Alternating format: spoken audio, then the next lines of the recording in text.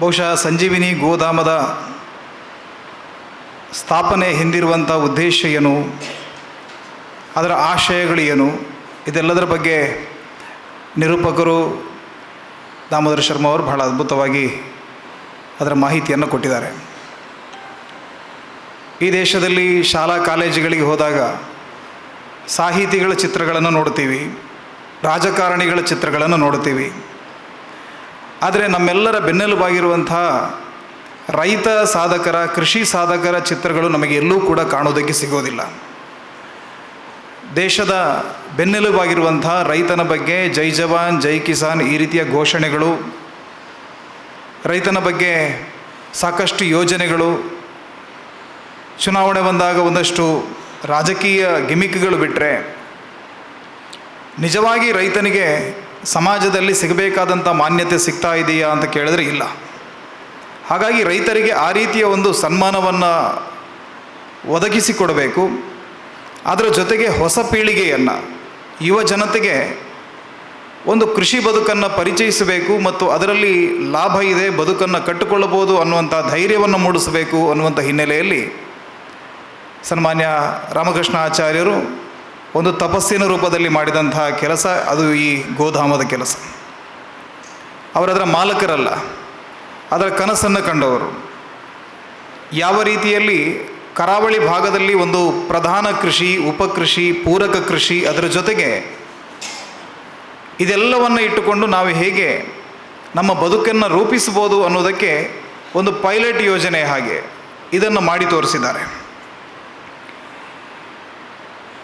ಈ ತುಳುನಾಡಿನ ನಂಬಿಕೆಗಳಲ್ಲಿ ನಾಗನಿಗೆ ಬಹಳ ವಿಶೇಷವಾದಂಥ ಪ್ರಾಶಸ್ತ್ಯ ಇದೆ. ನಮ್ಮಲ್ಲಿ ನೀರೇ ನಾಗ, ನಾಗನೇ ನಿಧಿ, ನಿಧಿ ಇದ್ದಲ್ಲಿ ಕೃಷಿ ಚಟುವಟಿಕೆ ಇದೆಲ್ಲವೂ ಕೂಡ ಮುಂದೆ ಆಗ್ತಾ ಹೋಯಿತು. ಹಾಗಾಗಿ ನಾಗಾರಾಧನೆಗೂ ಮತ್ತು ಪ್ರಕೃತಿ ಮತ್ತು ಕೃಷಿಗೂ ಬಹಳ ಅವಿನಾಭಾವವಾದಂಥ ಸಂಬಂಧ ಇದೆ. ತುಳುನಾಡಿನಲ್ಲಿ ಆಗುವಂಥ ಕಂಬಳ ಇರ್ಬೋದು, ಅನೇಕ ಆಚರಣೆಗಳು ನಾಗ ಸಂಬಂಧಿಯಾಗಿರುವಂಥ ಆಚರಣೆಗಳೇ ಆಗಿವೆ. ಹಾಗಾಗಿ ರೈತಪೀಠ ಪ್ರಶಸ್ತಿಯನ್ನು ಕೊಡಬೇಕು ಅಂತಾದರೆ ಒಂದು ಧಾರ್ಮಿಕವಾದಂಥ ಚಾಲನೆ ಅದಕ್ಕೆ ಹೇಗೆ ಸಿಗಬೇಕು ಅಂತ ಕೇಳಿದರೆ ಅದು ನಾಗಮಂಡಲದ ಮೂಲಕ ಅದಕ್ಕೊಂದು ಚಾಲನೆಯನ್ನು ಕೊಡುವ ಅನ್ನುವಂಥ ಉದ್ದೇಶದಿಂದ ಮುಂದಿನ ತಿಂಗಳು 19, 20, 21 3 ದಿನಗಳ ಕಾಲ ಧಾರ್ಮಿಕ ಕಾರ್ಯಕ್ರಮದ ಜೊತೆಗೆ ರಾಜ್ಯದ ಒಂದು ದೊಡ್ಡ ಕೃಷಿಕರ ಒಂದು ಸಮ್ಮೇಳನದ ರೂಪದಲ್ಲೇ ಇಲ್ಲಿ ಅನೇಕ ಕಾರ್ಯಕ್ರಮಗಳು ಆಯೋಜನೆಗೊಂಡಿವೆ. ರೈತಪೀಠ ಪ್ರಶಸ್ತಿ ವಿತರಣೆ ಅದನ್ನು ಪ್ರದಾನ ಮಾಡುವಂಥದ್ದು ಪ್ರಧಾನವಾಗಿರುವಂಥ ಅಂಗವಾದರೆ ಅದರ ಹಿನ್ನೆಲೆಯಲ್ಲಿ ಒಂದು 3 ಕೃಷಿ ವಿಚಾರಗೋಷ್ಠಿಗಳನ್ನು ಕೂಡ ಇಲ್ಲಿ ಆಯೋಜನೆ ಮಾಡಲಾಗಿದೆ. ಯುವ ಜನತೆಗೆ ಕೃಷಿಯನ್ನು ಪರಿಚಯಿಸುವಂಥ ನಿಟ್ಟಿನಲ್ಲಿ ಸಂಪನ್ಮೂಲ ವ್ಯಕ್ತಿಯಾಗಿ ಶ್ರೀ ಪ್ರವೀಣ್ ಕೇಶವ್ ಅವರು ಇವತ್ತಿನ ಹೊಸ ತಲೆಮಾರಿನ ಕೃಷಿ ಮತ್ತು ಹಳ್ಳಿಗೆ ಯಾಕೆ ನಾವು ವಾಪಸ್ ಆಗಬೇಕು ಅನ್ನೋದರ ಬಗ್ಗೆ ಅದ್ಭುತವಾಗಿ ವಿಷಯವನ್ನು ಮಂಡನೆ ಮಾಡುವವರಿದ್ದಾರೆ. ಆನಂತರ ನಾವೆಲ್ಲ ನೋಡಿದ ಹಾಗೆ ಅನೇಕ ರೈತರ ಬಗ್ಗೆ ಬರಹಗಳನ್ನು ಬರೀತಾ, ಪುಸ್ತಕಗಳನ್ನು ಬರೀತಾ ಜನಜಾಗೃತಿಯನ್ನು ಮೂಡಿಸ್ತಾ ಇರುವಂಥ ಶ್ರೀ ನರೇಂದ್ರ ರೈ ದೇರ್ಲ ಅವರು ಕೃಷಿ ಮತ್ತು ನಮ್ಮ ಧಾರ್ಮಿಕ ನಂಬಿಕೆಗಳು ಹೇಗೆ ಒಂದಕ್ಕೊಂದು ಮಿಳಿತವಾಗಿದೆ ಅನ್ನೋದರ ಬಗ್ಗೆ ಒಂದು ಗೋಷ್ಠಿಯಲ್ಲಿ ಅವರು ವಿಚಾರವನ್ನು ಮಂಡನೆ ಮಾಡಲಿಕ್ಕಿದ್ದಾರೆ. ಯುವ ಜನತೆ ಮತ್ತು ಭವಿಷ್ಯದಲ್ಲಿ ಕೃಷಿಯ ಸಾಧ್ಯತೆಗಳು ಏನು ಅನ್ನೋದರ ಬಗ್ಗೆ ಶ್ರೀ ನಿರಂಜನ್ ಪೊಳ್ಯ ಅವರು ಒಂದು ಅವಧಿಯನ್ನು ಅವರು ತಗೊಳ್ಳುವವರಿದ್ದಾರೆ. ಇದರ ಜೊತೆಗೆ ಯಕ್ಷಗಾನ ವಲ್ಲರಿ ಅಂತ ಹೇಳಿ ತೆಂಕು ಮತ್ತು ಬಡಗಿನ ಭಾಗವತರ ಮೂಲಕ ಒಂದು ಅದ್ಭುತವಾದಂಥ ಸಂಯೋಜನೆಯಲ್ಲಿ ಒಂದು ಯಕ್ಷಗಾನ ಹಾಡುಗಳ ಒಂದು ವಿಶೇಷವಾದಂಥ ಕಾರ್ಯಕ್ರಮ ನಡೆಯುವುದಿದೆ.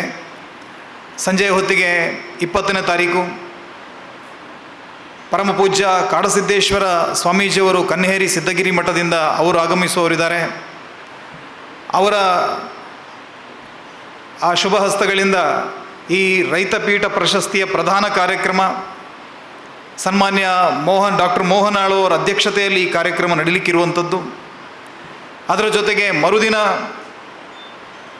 ನಾಗಮಂಡಲದ ಬಹಳ ಅದ್ಧೂರಿಯಾದಂತಹ ಕಾರ್ಯಕ್ರಮ, ನಾಗಮಂಡಲದ ಕಾರ್ಯಕ್ರಮ.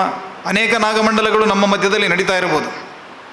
ಆದರೆ ಈ ನಾಗಮಂಡಲ ಯಾಕೆ ವಿಶೇಷ ಅಂತ ಕೇಳಿದರೆ ಪರಿಸರಕ್ಕೆ ಪೂರಕವಾಗಿ, ಪರಿಸರಕ್ಕೆ ಮಾರಕವಾಗದ ರೀತಿಯಲ್ಲಿ ಹಿಂದಿನ ಪ್ರಾಚೀನ ಪದ್ಧತಿಯಲ್ಲಿ ಹೇಗೆ ನಾಗಮಂಡಲ ಅನ್ನುವಂಥ ಒಂದು ಸರಳವಾದಂಥ ಆಚರಣೆ ನಡೀತಾ ಇತ್ತೋ ಆ ರೀತಿಯ ಒಂದು ಪ್ರಾಚೀನ ಪದ್ಧತಿಯಲ್ಲಿ ಪಾರಂಪರಿಕವಾದಂಥ ಸಂಪ್ರದಾಯಬದ್ಧವಾದಂಥ ಒಂದು ನಾಗಮಂಡಲವನ್ನು ನಾವು ಇಲ್ಲಿ ಆಯೋಜಿಸುವವರಿದ್ದೇವೆ.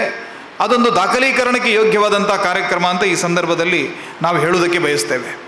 ಅದರಲ್ಲಿ ಬಳಸುವಂಥ ಬಣ್ಣಗಳಿರ್ಬೋದು, ಬಳಸುವಂಥ ಪುಷ್ಪಗಳಿರ್ಬೋದು, ಅಥವಾ ಅದರ ವಿಧಿವಿಧಾನಗಳು, ಇದೆಲ್ಲವನ್ನು ಕೂಡ ಅತ್ಯಂತ ಯೋಜನಾಬದ್ಧವಾಗಿ ಅವುಗಳನ್ನು ಯೋಚನೆಯನ್ನು ಮಾಡಿ ಆ ಕಾರ್ಯಕ್ರಮವನ್ನು ತಂತ್ರಿಗಳಾದ ಶ್ರೀ ಕುಮಾರಗುರು ತಂತ್ರಿಯವರ ಮಾರ್ಗದರ್ಶನದಲ್ಲಿ ಆ ನಾಗಮಂಡಲದ ಕಾರ್ಯಕ್ರಮ, ನಾಗಮಂಡಲ ಮಹೋತ್ಸವ ನಡೀಲಿಕ್ಕಿರುವಂಥದ್ದು. ಪ್ರಸಾದದ ರೂಪದಲ್ಲಿ ಬೇರೆ ಎಲ್ಲ ಕಡೆಗಳಲ್ಲಿ ಅನೇಕ ಬೇರೆ ಬೇರೆ ಸಾಹಿತ್ಯಗಳನ್ನು ಕೊಟ್ಟರೆ, ನಮ್ಮಲ್ಲಿ ಗಿಡಗಳನ್ನೇ ವಿತರಿಸುವಂಥ ಅಥವಾ ಬೀಜದುಂಡೆಗಳನ್ನು ವಿತರಿಸುವಂಥ ಈ ರೀತಿಯ ವಿನೂತನವಾದಂಥ ಅನೇಕ ಯೋಜನೆಗಳನ್ನು ಹಮ್ಮಿಕೊಂಡು ಈ ನಾಗಮಂಡಲ ನಡೆಯುವುದಿದೆ. ಪರಿಸರವನ್ನು ಪ್ರೀತಿಸುವುದರ ಜೊತೆಗೆ, ಕೃಷಿಯನ್ನು ಪ್ರೋತ್ಸಾಹಿಸುವುದರ ಜೊತೆಗೆ, ಜನರಲ್ಲಿ ಧಾರ್ಮಿಕ ನಂಬಿಕೆಗಳನ್ನು ಬಲಪಡಿಸುವಂಥ ನಿಟ್ಟಿನಲ್ಲಿ ಈ ನಾಗಮಂಡಲ ಆಯೋಜನೆ ಆಗಿದೆ. ಖ್ಯಾತ ಹಿಂದೂಸ್ತಾನಿ ಗಾಯಕರಾಗಿರುವಂಥ ಪಂಡಿತ್ ವೆಂಕಟೇಶ್ ಕುಮಾರ್ ಅವರ ಒಂದು ಸಂಕೀರ್ತನ ಸುರಭಿ ಅನ್ನುವಂಥ ಒಂದು ಅದ್ಭುತವಾದಂಥ ಕಾರ್ಯಕ್ರಮ ಕೂಡ ನಡೀಲಿಕ್ಕಿರುವಂಥದ್ದು. ಅದರ ಜೊತೆಗೆ ನೃತ್ಯ ನಿಕೇತನ ಕೊಡವೂರು ಇವರ ಪ್ರಸ್ತುತಿಯಲ್ಲಿ ಹಲವಾರು ಸಾಂಸ್ಕೃತಿಕ ಕಾರ್ಯಕ್ರಮಗಳು ನಡೆಯುತ್ತಿದೆ.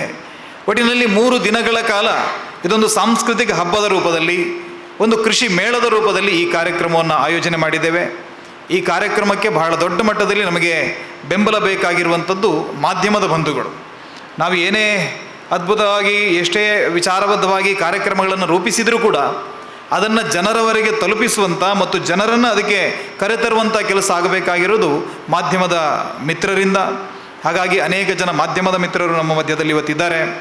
ನೀವೆಲ್ಲರೂ ಕೂಡ ಈ ಕಾರ್ಯಕ್ರಮವನ್ನು ಒಂದು ಸಾಮಾಜಿಕ ಜಾಗೃತಿಯ ಕಾರ್ಯಕ್ರಮ ಅನ್ನುವ ರೀತಿಯಲ್ಲಿ ಇದಕ್ಕೆ ಉತ್ತಮವಾದಂಥ ಪ್ರಸಾರವನ್ನು ಕೊಟ್ಟು ಈ ಕಾರ್ಯಕ್ರಮದ ಯಶಸ್ಸಿಗೆ ನಮ್ಮೆಲ್ಲರ ಜೊತೆ ಕೈ ಜೋಡಿಸಬೇಕು ಅನ್ನುವಂಥ ವಿನಂತಿಯ ಜೊತೆಗೆ ಬಂದಿರುವಂಥ ಎಲ್ಲರಿಗೆ ವಂದನೆಯನ್ನು ಸಲ್ಲಿಸ್ತಾ ನನ್ನ ಪ್ರಾಸ್ತಾವಿಕ ನುಡಿಗಳನ್ನು ಮುಗಿಸ್ತಾ ಇದ್ದೇನೆ. ಜೈ ಶ್ರೀರಾಮ್.